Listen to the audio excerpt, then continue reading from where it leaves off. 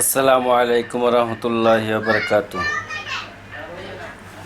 আজকে 27 তারিখ এপ্রিল মাস 2025 সাল। আল্লাহ সুবহানাহু ওয়া তাআলা সারা বিশ্বের ভিতরে সমস্ত জিন এবং ইনসানের হেদায়েত এবং শান্তির ফয়সালা করুক, এই দোয়া এবং এই আশা ব্যক্ত করে আমি দু একটা কথা বলতেছি। যার যে কোনো প্রবলেম আসুক না কেন, প্রবলেমকে ফেস করার জন্য আমাকে সবসময় প্রস্তুতি থাকতে হবে।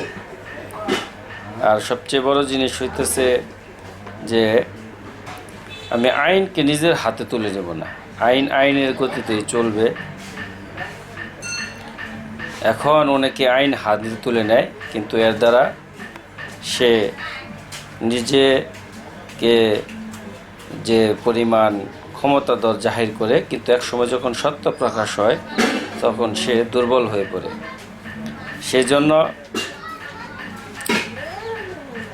যে পরিমাণ কষ্ট, বিপদ আপদ, মানসিক চাপ আসুক না কেন, এর জন্য আমাদেরকে ধৈর্য এবং সবুরের সহিত মোকাবেলা করতে হবে। আল্লাহ পাক নিজেই বলছেন, ওয়াল আসরি ইন্নাল ইনসানা লাফি খুসর ইল্লাল্লাযিনা আমানু ওয়া আমিলুস সলিহাতি ওয়া তাওয়াসাউ বিল হাক্কি ওয়া তাওয়াসাউ বিস সবর। যে সমস্ত জামানার কসম খায় এখানে বলছেন যে সবাই ধ্বংসপ্রাপ্ত। লাস্ট জিনিস বলছে যারা ধৈর্যশীল তারা একমাত্র সাকসেসফুল এবং কামিয়াব। সেই জন্য আমরা আজকে অনেকে মানসিক চাপ, ডিপ্রেশন, এর জন্য আমরা মাদককে ডিপ্রেশনের সলিউশন মনে করি।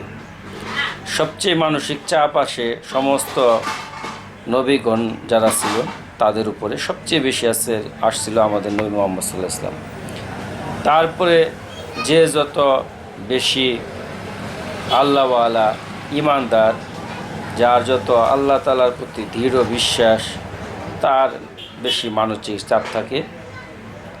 এইভাবে যার ইমান যত মজবুত বেশি, সে তত বেশি মানসিক চাপ এবং ডিপ্রেশনের ভিতরে থাকবে। এখন অনেকে ডিপ্রেশনের সলিউশনকে মাদককে তারা মনে করে। ডিপ্রেশনের সলিউশন যদি মাদকই হইতো তাহলে আল্লাহ তাআলা বলতো না মাইসিল অল খামার মানাফিউল লিন্নাস। এখানে মাদকের কথা বলা হয়েছে, যদিও সাময়িক প্রশান্তি দেয়, কিন্তু এটা ক্ষতির পরিমাণই বেশি। সেই জন্য আমরা যার যার অবস্থানে আছি, আমরা ওই অবস্থান থেকে আমরা সবসময় প্রিপারেশন মনের ভিতরে থাকতে হবে যে এখন আমার কোনো বিপদ নাই, হয়তো সামনে না কোনো বিপদ আমার আসতেই পারে। সেই জন্য এরকম মাইন্ড সেটিং তৈরি করা আর দেশ এবং জাতির জন্য নিজেকে নিয়োজিত করা, দেশের কল্যাণে, মানুষের কল্যাণে নিজেকে নিয়োজিত করা, সারা বিশ্বের সমস্ত জিন এবং ইনসানের কল্যাণে নিয়োজিত করা।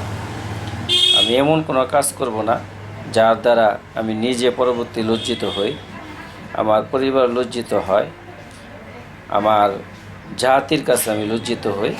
আমাকে সবসময় যেই কষ্ট দেখ, যেই ধোঁকা দেখ, যে যাই করুক, আমাকে ধৈর্য এবং সবুরের সহিত আমাকে চলতে হবে। আসসালামু আলাইকুম ওয়া রাহমাতুল্লাহি ওয়া বারাকাতুহু।